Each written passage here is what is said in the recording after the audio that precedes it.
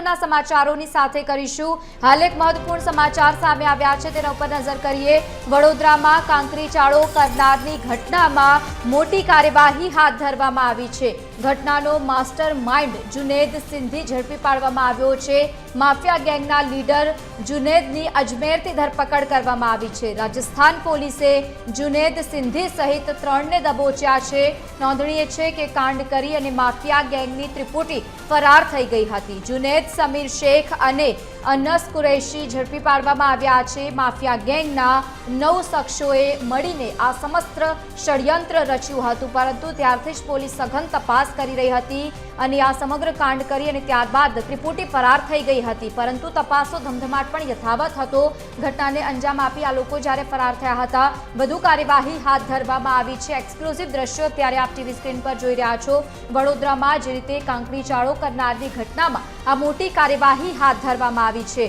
નોંધનીય છે કે ઘટનાનો માસ્ટર માઇન્ડ જુનેદ સિંધી ઝડપી પાડવામાં આવ્યો છે। પોલીસે સમગ્ર ઘટનાને લઈને વધુ કાર્યવાહી હાથ ધરી હતી અને આ લીડરને અજમેરથી તેને પકડી પાડવામાં આવ્યું છે। રાજસ્થાન પોલીસે જુનેદ સિંધી સહિત 3 લોકોને વધુ દબોચ્યા છે। કાંડ કરી અને માફિયા ગેંગની આ ત્રિપુટી ફરાર થઈ ગઈ હતી। શાંતિ ડહોળવાનો આ લોકોએ પ્રયાસ કર્યો હતો। વડોદરામાં જુનેદ, સમીર શેખ અને સાથે જ અનસ કુરૈશીને ઝડપી પાડવામાં આવ્યું છે।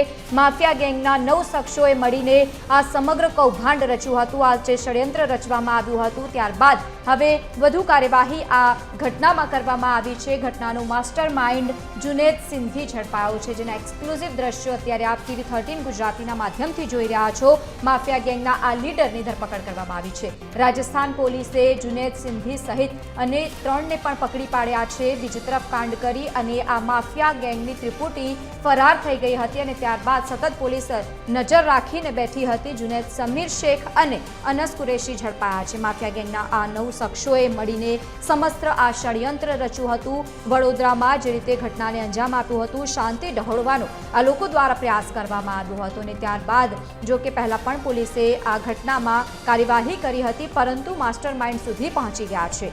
માફિયા ગેંગના લીડર જુનેદની અજમેરથી ધરપકડ કરવામાં આવી છે। રાજસ્થાન પોલીસે જુનેદ સિંધી સહિત 3 લોકોને દબોચી અને વધુ કાર્યવાહી હાથ ધરી છે। કાંડ કરીને આ 3 લોકો ફરાર થઈ ગયા હતા અને તે લોકોને પકડવા માટે પોલીસે ચક્રો ગતિમાન કર્યા હતા, ત્યારે હવે આ 3 ઝડપી પાડવામાં આવ્યા છે।